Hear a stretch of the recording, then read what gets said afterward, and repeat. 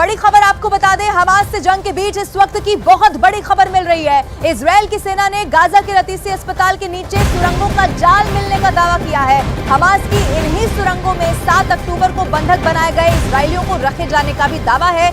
Israel की सेना को अस्पताल के नीचे बनी सुरंग से हथियारों का भी जखीरा मिला है। इजरायल की सेना को सुरंग के अंदर बंधकों का काफी सामान भी बरामद किया गया है। ऐसे में दावा किया जा रहा है कि 7 अक्टूबर यानी कि वो दिन जब हमास की तरफ से पहला अटैक किया गया था, ऐसे में बड़ी तादाद में वो लोग थे जिन्हें बंधक बनाया गया और उन बंधकों को, उन लोगों को यहीं पर रखा गया है। ये बहुत बड़ा दावा इस वक्त किया जा रहा है।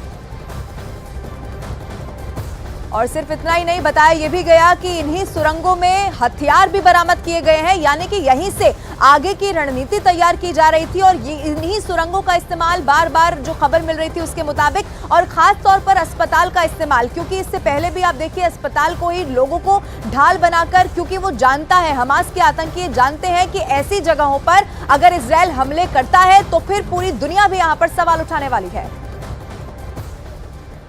अब इजरायल की सेना गाजा में तो घुस चुकी है, लेकिन अब वही हो रहा है जिसका खतरा नेतन्याहू को इससे पहले था। हमास का दावा यह है कि उसने इजरायल के 150 से ज्यादा टैंक और बख्तरबंद गाड़ियों को तबाह कर दिया है। गाजा में लड़ते हुए इजरायल की 44 सैनिकों की मौत हो चुकी है और अब हमास के बारूदी जाल में उसके कई कमांडो फंस सकते हैं।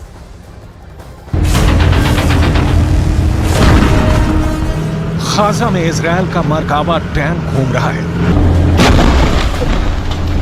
जैसे किसी जंगल में शेर घूमता है, आजादी से, पूरे दबदबे से, और जहां चाहे किसी का भी शिकार करता है। मरकाबा टैंक गाजा के खंडहरों के बीच एक एक कोने को तलाश रहा है। मरकाबा टैंक को जहां हल्की सी भी हरकत दिख रही है, वहां वो गोला फायर करता है।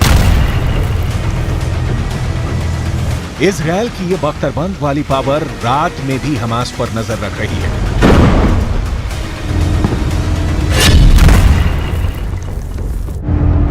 पहला हमला, दूसरा हमला, तीसरा हमला, चौथा हमला, पांचवां हमला, छठा हमला,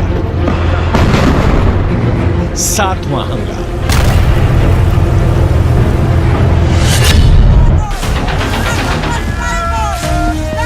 1 मिनट 3 सेकंड का ये वीडियो गाजा के उस जमीन से आया है जहां इजरायल का कब्जा हो चुका है। इजरायल ये बताना चाहता है कि उसका मरकाबा टैंक अभी जिंदा है।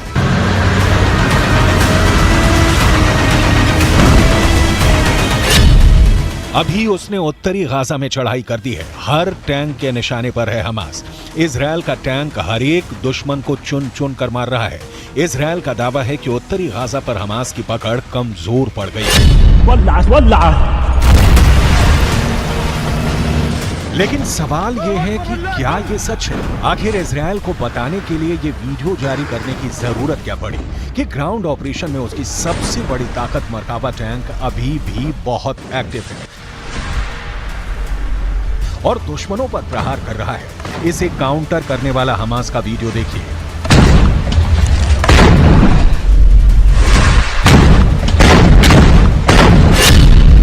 खंडहर बन चुके गाजा की एक इमारत से दिखाई देता है इजरायल का मरकाबा टैंक। हमास मोर्चा संभालता है और फिर छुप कर फायर करता है यासीन रॉकेट।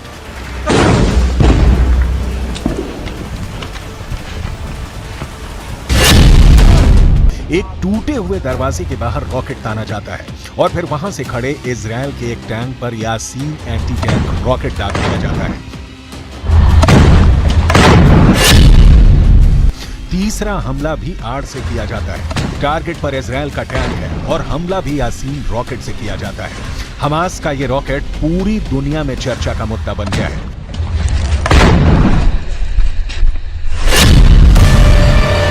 चौथा हमला सड़क के पास खड़ी एक नीमर बख्तरबंद गाड़ी पर किया जाता है। इस पर 9 सैनिक बैठते हैं, इसलिए नुकसान का अंदाजा लगाइए।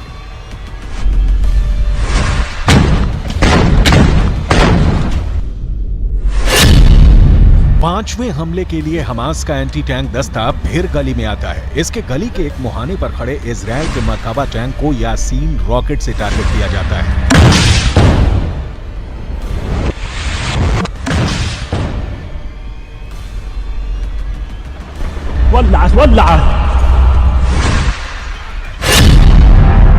छठे हमले के लिए फिर यासीन टैंक से निशाना साधा जाता है। रोड की दूसरी तरफ एक मरकाबा टैंक खड़ा है और फिर धमाका एक दूसरे कैमरे से रिकॉर्ड किया जाता है।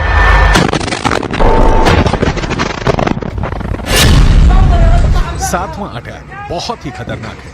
हमास का एंटी टैंक दस्ता फिर से नेमर बख्तरबंद गाड़ी से टारगेट करता है। दूरी सिर्फ 20 से 25 मीटर।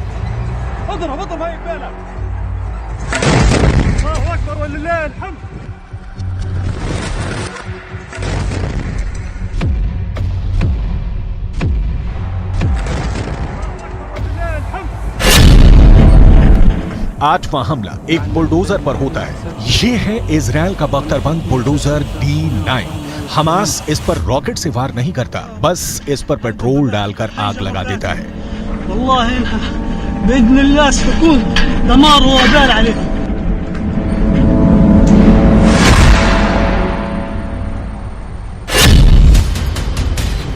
हमास का दावा है कि उसने इजराइल के सबसे घातक 160 टैंक और बख्तरबंद गाड़ियों को अल यासीन रॉकेट से फोड़ दिया है, जबकि अलग अलग मीडिया रिपोर्ट्स में दावा किया गया है कि उत्तरी गाजा में इजराइल के 88 से ज्यादा टैंक तबाह हो चुके हैं।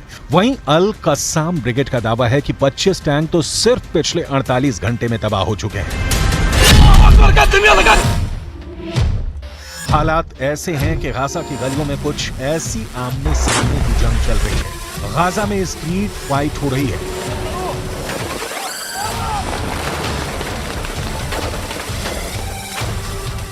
गाजा के अंदर तक घुसी इजराइल की सेना ऐसे निशाने पर आ रही है।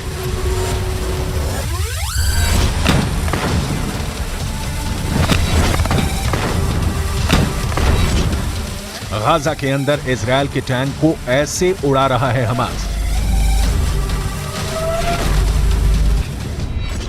दिन के 24 घंटे, घंटे के 60 मिनट और मिनट के 60 सेकंड हमास के लड़ाके ऐसे छिपकर वार कर रहे हैं।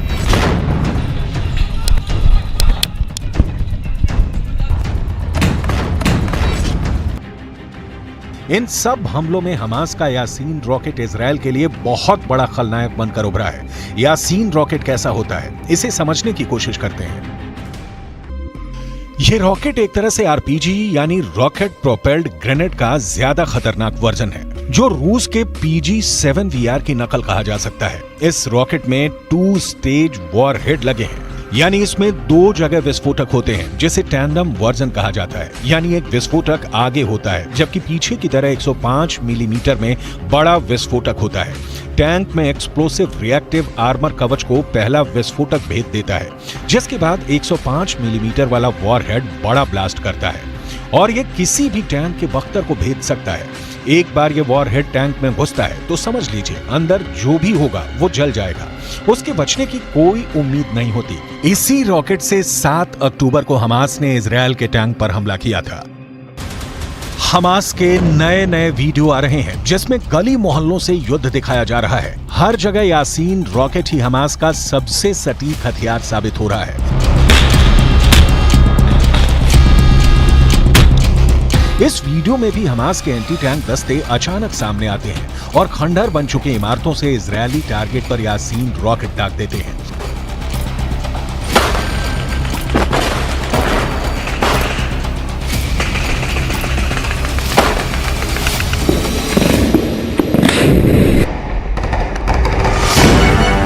इस रॉकेट को हमास ने अब अपनी जरूरत के मुताबिक तैयार कर लिया है और वो इजराइल के टैंकों और बख्तरबंद गाड़ियों पर इससे हमला कर रहा है। दुनिया भर में ये किसी भी मिलिशिया का सबसे खतरनाक हथियार माना जाता है, क्योंकि ये किसी भी बड़े एंटी टैंक मिसाइल के मुकाबले सस्ता होता है, लेकिन तबाही उतनी ही मचाता है। यासीन रॉकेट का नाम हमास को कायम करने वाले शेख अहमद यासीन के नाम पर रखा गया है। 2004 में इजराइल ने एक हमले में शेख अहमद यासीन को मार डाला था, लेकिन अब इस रॉकेट को अपना सबसे बड़ा हथियार बना चुके हमास ने एंटी टैंक दस्तों में इसकी सप्लाई तेज कर दी है।